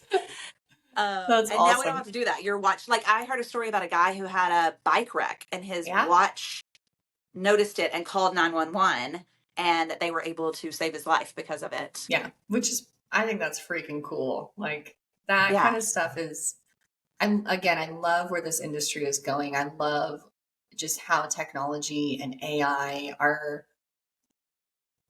helping us. Like they're coming in and making things just really, really easily accessible and making things just, I don't know, like, I don't know, better in my mind. There was an article I was reading about the wearable device industry. I'm going to pull it up so I can quote it. So this says, and I'll put this link to this article in our show notes. According to forecasts, the market for smart wearable devices is expected to reach 528.7 billion USD dollars by the end of 2036. So it's expanding at a compound annual growth rate of 19.7% from 2024 to 2020 or to 2036. So the Wow. market for smart wearables was valued at $64.9 billion in 2023. Isn't that crazy? Like this That is industry is crazy. booming, which is exactly what they said about athleisure wear. Like I remember reading statistics about athleisure wear. And then I remember reading the projection of like it's going to reach the $500 billion range. And now, as much as I love that and thank you, I think this is more appropriate. Where we should be spending More our money. helpful. More Yes. helpful. Yes. Although I do love my athleisure wear. It is what I live in. Yeah. Listen, I have been inundated with Halara ads. Have you seen Oh my God, Halara? they're everywhere. And I'm so tempted to buy, but I haven't. Have you? I know. Same, same. I keep going like, ugh. What did you see Yeah. their new butt pants? Cannot. What? You haven't seen these? Oh my No. God, they came out, it's all over TikTok. They came out with these like rouged butt, which isn't new, right? Like the rouged butt Right. thing has been around, but the way that the lining works on the sides, so everyone's making sculpting like butt pants now, right? So you've got like the heart shape at the top and you have like the V cut towards the back, and then they added a rouge, but when the pants come out, these women are like pulling their pants out of the bag and it's like it looks like two deflated balloons. Like there's these like saggy little like deflate. I'm like, the one woman I was watching her video, she's holding the pants up and she's like, what goes in here? She's like, what's supposed to go in there? It's hilarious. Okay, wait. Can I tell the funniest story on Will? My husband is precious, and he's always wants a better butt, right? Because he's a cowboy. They typically have flat butts, right? Cowboys just Got have that flat horse butts. butt. Yeah. So he ordered some underwear that he thought were supposed to be like lifting underwear, like shaping kind of for men, but they had butt pads in them. And he did not know that. And he got them in and he was like, "What is this?" Oh It my was God. hilarious. He just thought they were Please tell like me he put them form on, at wear least for for men. you. Did you get to Do what? I said, please tell me he put them on, at least for you. Oh, yeah. Like, did you get to see him? Okay. So I'm going to order some for Ryan. Listen, I need nothing with butt pads. I put some pants on the other day to wear to work and they were pink. And then I turned around and I have gained several pounds in my ass. That is like And every I was like, person's dream. but I was like, I can't wear these to work, especially to teach in front of college boys. I'm like, this is just all ass. Like, literally, you look at my outfit and all you see is ass. That's it. She's an ass and some arms. I want a little bit of that problem. You know how hard I've had to You work for the don't. tiny little butt cheeks I have? So hard. You don't. I have to work all You the time on don't. my little My little tiny peach. Well, this He was conversation calling it got a weird. drum the other day, and I was like, no, Your it's like a butt? timpani. He called it a drum, and I was like, no, it's like a timpani. It's one of those giant drums, like you see at the orchestra, the timpani drums. Oh my God. Is that where you've been putting all your creatine? Yeah, in my ass, yes. I mean, like not putting it there, but that's where it's growing. Injecting it? Okay, so speaking of AI technology, Trump just took office. I was off on Monday, got to watch the whole inauguration, all the things, right? He's like, it was kind of interesting to watch. But this week, one of the things that he did, because he's partnered with Elon Musk on a bunch of stuff, and they just signed a deal to put in the first AI data center for this thing called Stargate project in Abilene, where I teach. Oh, And cool. it's like a $500 million or $500 billion project that is projected to bring 100,000 jobs to Abilene, but it's all for Holy AI. cow. And one of the things that they're doing, so around my house, they're putting in all of these solar panels for electricity. And come to find out, that's what this is for, is because Interesting. the computers that they need for the AI program are so big. And you know how computers generate so much heat that they need these solar panels to generate electricity to cool the computers down. And Will told me that he knows where they have dug like a 50-foot deep hole in town where they're putting the computer, like where they're putting this thing. I don't want them to ruin Abilene, though. It's so cute. I know, but I just thought that was crazy. Like the founder of Oracle is involved in this, and it's supposed to be the Hmm. biggest AI facility. And I was just like, how did you pick Right? Abilene, Like, Texas? who Like went we to are Abilene and was like, country, we are West Texas, we are they looked at those little storybook character statues and they were like, yeah, this is a sciencey place. yeah. But so you were talking about how much you love like the development of the technology Yeah. and where it's all going, and this is part of where we're going to start getting the future from is all this AI stuff. Yeah, absolutely. I mean, there's always cons to it, right? Like we could have a whole episode about AI and the pros and the cons and all of that. But I think in this context of how it's becoming so integrated into our health and into our fitness, I love that. I think, one of the reasons I love it is because it puts the power back in our hands to advocate for our own health, right? Like I feel like that's something that we haven't always had.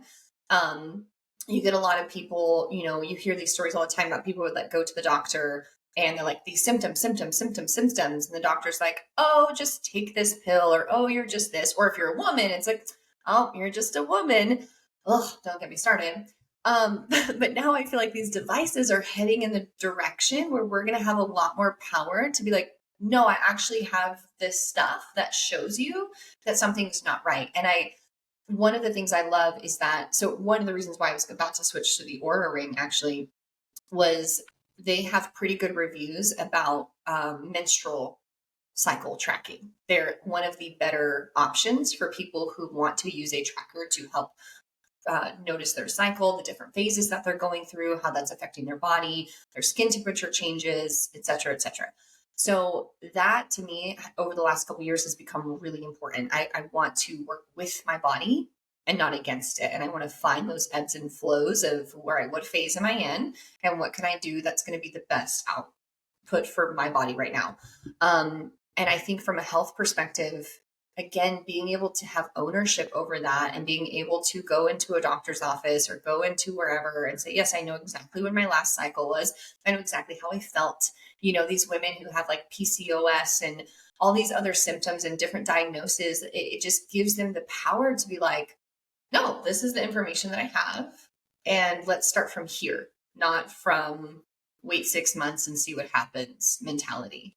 So I think that's one of the things I love about AI is, it's just we become so much more knowledgeable about ourselves and we can really use that for good, which is cool. Yeah, I agree. I think it's so fascinating. And I don't necessarily think doctors are going to become obsolete, but I think we're going to No. see a drastic change in the medical field because there's so many more diseases now and there's so much more going on with our body. We know so much more about our body than we ever did. And again, now we're going to have data about our bodies that our doctors don't even have and don't have time to track, that Yeah. I think the relationship and the power dynamic is going to change where we're going to say, this is what's wrong with me. And like only those that don't know are going to go to the doctors, whereas the ones who have the tracking data and have the power and have the knowledge, it's going to be a very different experience. We're already starting to see that in like the way we approach cancer prevention and cancer treatment, the way that we, like they talked about this week with the president inauguration too, about cancer screenings, how there are already so many tests out there that can detect cancer and detect it much earlier, but they're not releasing that and they're not allowing it, and insurance won't cover it. Yeah, of course because not. there's no money in There's that. no money. Do you know that there's dogs that do this too? There are dogs that they are training dogs to detect cancer, and I'm like, what? Like, everybody needs one, mostly because everyone should have a puppy, but also, yeah. And you're right though. There's no money in it yet, right? They'll release it once they figure out how they can make the most money. How to monetize it, yeah. Disgusting. Yeah. But yeah, so I think that the power dynamic is really going to change. And even we're already starting to see that with our online doctors, right? I've been able to see an online doctor, like a virtual visit like this, for things like an eye infection, for things like even like a urinary tract infection. I didn't even have to go in for a test for. I was like, I know this is what I have. I've had that before. They gave me the script, and that was all. I mean, 5 minutes in, out, done from my kitchen in my house. What's that company? I see ads for it all the time. Hers and Hims. Right? Like that's one of those companies that's like that. It's like, I have this thing, and they're like, cool, here you go. And again, I think you're right. Like just that empowerment of, we're finally listening, like healthcare professionals are finally listening to the patient and being like, we trust you with this knowledge that you have of self, which was not my experience recently, but yeah, same. Save that for another time. Yeah, same. Okay, so what would you say, since let's approach it from our different perspectives. If you had your dream tracker and you could track the most important stats that you thought were important for where you are, again, trying to achieve peak performance and peak physique, what would you think would be the most important things to track? Okay, so I think the number one is also the one that I hate tracking, because it's the one that I'm only responsible for it, and that's my habits. So one of the things I like about the Whoop is it does a daily journal, and you can pick or choose a shit ton of different habits, everything from what you're eating to, did you eat all your meals in the daytime, to did you drink alcohol? Did you have caffeine? Did you sleep with a dog in your bed? Did you sleep with white noise? I mean, just so many different things. It is my least favorite thing to track, because when I do that, what it does is it collects that data and then it gives me feedback on positive or negative effect on my recovery. And so the only person that's in control of that is me, right? So if I'm not going to bed, you're like, but I want my puppy in the bed. Exactly, right? So if I'm doing these things and it's like, this had a, -7 on your recovery, I'm like, God damn it, but I like that. Like, I want to do that.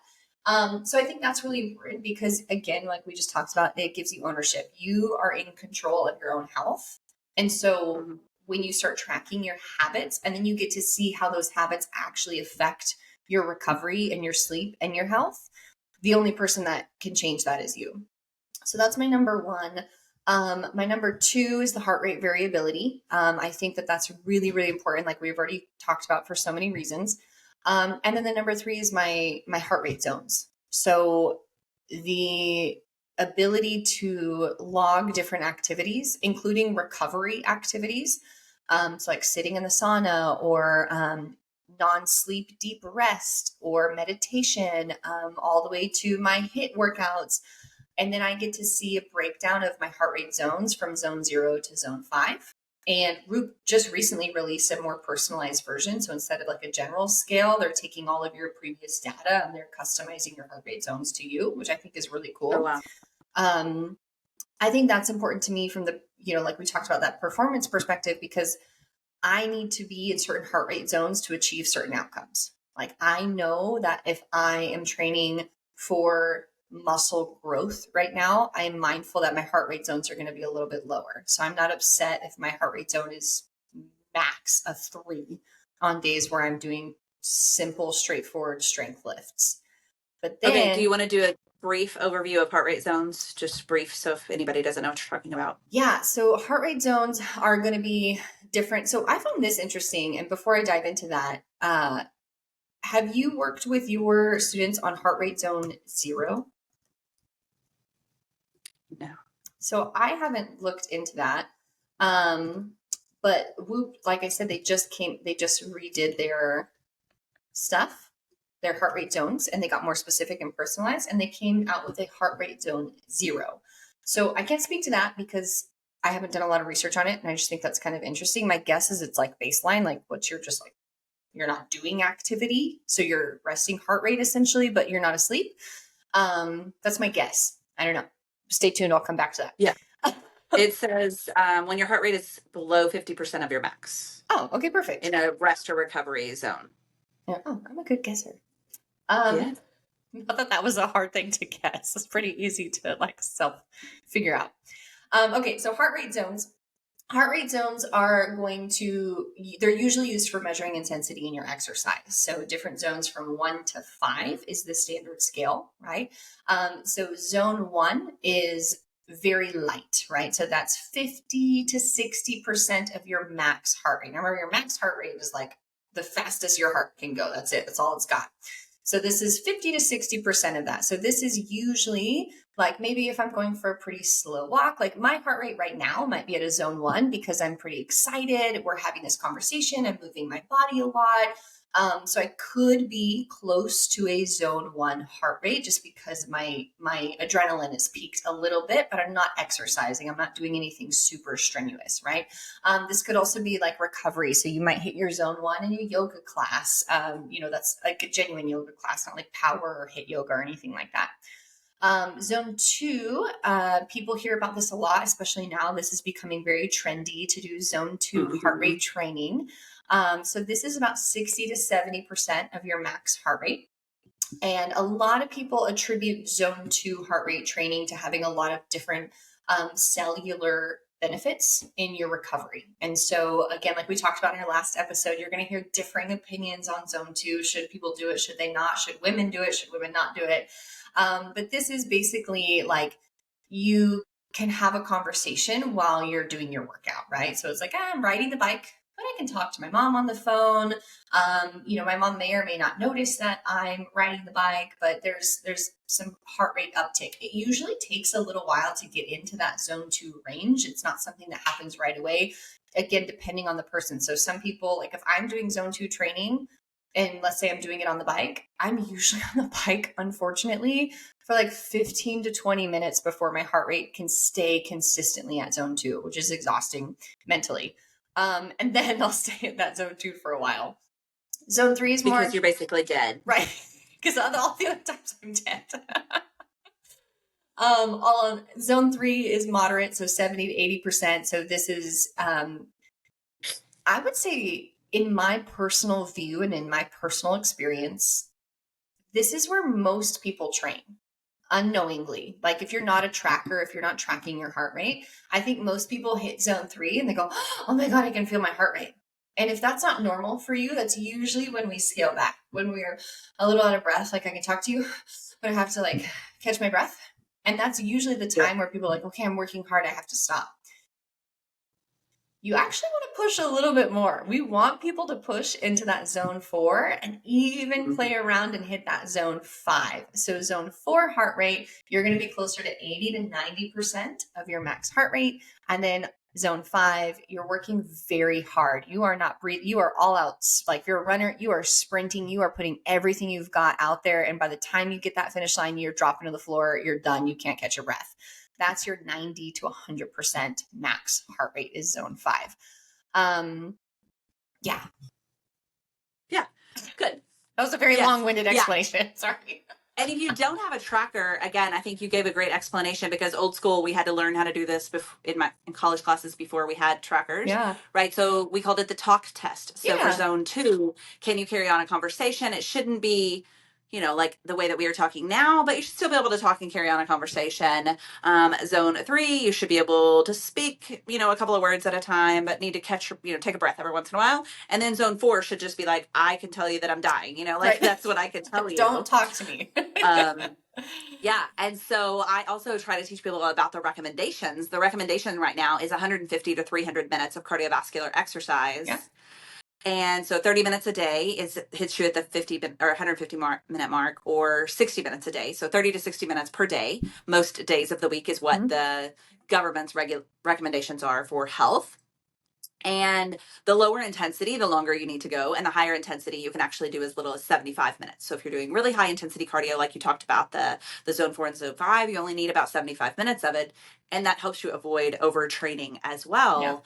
And I think you're right. I think a lot of people get caught, either they are too low or they're in that in between. They're not really in either of the beneficial zones, and they're not knowing how that, where they're at. They're not paying attention. Yeah. So sometimes you're doing cardio, but you're not really benefiting anything. You're just moving. I mean, you're moving, but you're not getting the really good health benefits or the performance benefits or the weight loss benefits that you're probably looking for. Yeah, I think that's a big thing. And I'm again, like we talked about last episode, the trend that's happening, this movement of knowledge, especially for women, that we are finding like you need to be hitting zone 4, zone 5. Like if your goal is to lose weight, if your goal is to build muscle, if your goal is to live longer and have better cardiovascular health, 2 to 3 times a week, like you need to be playing around with your interval training or your high intensity interval training, which is getting you in and out of that zone 4, zone 5. Get your heart rate up, get it back down. But most people, I shouldn't say most, again, like from where my view, I see people that hit zone 3 and they're like, what is that? And I'm like, if you're talking to me, you need to push more. Like, I want, don't stop talking to me. Like, do not have a conversation with me right now. You need to amp that up. Actually, I had a client who I recently introduced her to this, and I was like, she has a device. And I was like, I really want you to share that with me. I need to see your heart rate. And it took about 3 weeks for her to finally get comfortable with hitting zone 4 and zone 5 and truly learning what that felt like. And she, had a device, and she would come at the end of her workout and she'd message me and she's like, I couldn't get to zone 4, and a lot of times it's a mental block because we're not used to feeling that. Our bodies they get scared, right? Their stress level, adrenaline, all that stuff hypes up and they're like, whoa, whoa, whoa, whoa, whoa. And like, if we don't know what that feels like, it can feel scary and it can be like, oh my God, I'm having a heart attack. I'm going to die. So introduce that slowly. Like if that's something you all want to work towards, like, get a device, get something that shows you your heart rate zone, or get old school and like get a clock and put your fingers up to your, arteries and count. Yeah. But figure out what zone 2 feels like, see what zone 3 feels like. And then can you push past that? I promise you're going to be okay. Like push just a little bit and see what happens. I promise you're going to be okay if you get it cleared from a doctor. Let me just clarify. Yes. Go get yourself cleared first. But I think that's really hard to do without a tracker. So that's one of the benefits of wearing a tracker, is that you can actually see this data, and you can, like you were talking about, you can see how much time you were spending in each zone, which I think is what you were alluding to. And I think this is something that I could go down a whole rabbit hole on, and I feel like we should have a whole episode on, is what is stress? Because we hear so much in society of control your stress. And I think everybody just mentally correlates that with, oh, my life is stressful. I feel stressed because I have so many things to do. But they don't realize that exercise is stress. Yep. Eating is stress. Sleeping is stress. Cold plunges are stress, right? So when we are talking about our recovery, there's so much more to stress. Just like if you're watching your HRV, the things that will impact your HRV, I think people don't think alcohol is stress on your body, but it makes your body stressed. You were talking about, you can see that it affects your HRV numbers. Yep. Yeah. So when your doctor tells you to control your stress, they don't just mean sit and meditate or breathe for 5 minutes. Like, it's so much more than that. Like, yeah. And that is, again, I promise I'm not like paid by Whoop, though I wish. So if y'all are looking for anyone, reach out to me. But the one thing I do like about the Whoop strap is it actually has a separate monitor for my stress level. So it shows me my strain, right? So the strain is like how much exertion basically I'm physically doing throughout the day, and those heart rate changes. And then it also has a stress monitor, and it'll go low, medium, and high. And I think it's really fascinating because like when I wake up in the morning, it's like, bing, like this like super spike in my stress because my heart rate jumps up and my adrenaline gets going because I'm like, oh my God, my alarm, and like da-da-da. And then it immediately just drops back down, low stress. And if you think about that situation, it's like nothing actually happened. And most of us don't correlate your alarm going off with being stressful. But again, like you were saying, like having that data is like, oh shit, that was my body recognized it as stress. And like our, what's the right word for this? Like not animalistic, but our ancestral DNA in our body doesn't have the same language that we do now consciously, right? So our conscious brain right now of what stress is and what the internal self and the mechanics of the physiological body, those aren't the same thing, like you were just saying. Like just because everything is going great and my day is wonderful and nobody died and work is happy, that doesn't mean that I'm not doing things to my body. Like you could just be sitting in the passenger seat of a car and your stress levels could be spiking and you aren't conscious of that, right? For who knows what kind of trauma and lots of reasons why that might be happening, but that could be a reason that you're feeling this increased level of stress, but you're not conscious of it and you're not going to name it as stress. But yeah, so again, one of the reasons that the Whoop strap I really enjoy is I get to monitor that and I get to notice like, okay, like where am I seeing high spikes of stress? Like obviously I'll have an activity that will spike my stress. But what else am I doing and why was my body feeling stressed out? And was it something within my control? Sometimes it is, sometimes it isn't. Okay, so just to reflect, you said the 3 things that you think are the most important to track for performance are your habits, your HRV, and your heart rate zones. Yes. Did we miss anything? I'm so sorry. We totally went off on a tangent from that question. No, I love it. You were actually about to tell me, I think, maybe a 4th, and I interrupted you with heart rate zones and took us down that rabbit hole. No, I'd say those are my top 3 in terms of, let me be very specific. I think those are the top 3 when we're talking specifically about a tracking device, like something I'm wearing on my body. Those are the 3 things I want to be able to see. Yeah. What about you? From your perspective. So I was going to come at it from a health perspective. Yeah. So you did performance. So I was thinking about health. I think that resting heart rate, number 1 for health purposes and also for recovery. If you don't have a Whoop, you can track your resting heart rate with a much simpler device. Most of any of the smartwatches now will track that. So that one's a really good, easy one. And I think, like you said, like I had a student when I was talking to them about heart rate and HRV that was like, Dr. Moody, mine, changed drastically. What's going on? And then a day later, he got really sick, like as you indicated. So it's a way to kind of know, like, why is this messing up? What's going on? You can start to, kind of understand what's happening with your body. I think now they're getting better where they can track blood pressure. I would say that's a good one because blood pressure is a silent killer unless it's really extreme. We don't feel symptoms of it. Like if it was super, super high, you might have a headache. And if it was super, super low, you might have trouble staying awake. But blood pressure can also indicate hydration status even. So sometimes we just need to drink more water. So it's an easy thing to track. With a tracker. So those are kind of the main things that I would say with a tracker for health. And then steps, 3 steps. I think that one is so important because I had even again, to go back to my college students and then also to apply to our own lives, I had a student who was like, I'm so active, Dr. Moody. I take a bazillion steps a day. Well, he was a cross country runner for the college team. So of course he was getting a lot of steps because he was counting his runs. And I was like, okay, but how many steps are you taking when you're not running? So once season was over, he tracked his steps and he was like, oh, I only take like 2,000 steps a day. Well, anything below 4 is sedentary. So he was way below sedentary. And when he's not a college athlete anymore, then what happens? Right. And if you are not an exerciser or something's going on in your life and you don't have time to exercise, just getting your daily activities of living, those ADLs and that TDE, like getting that in is so important to your longevity. So I think those are great ones to track.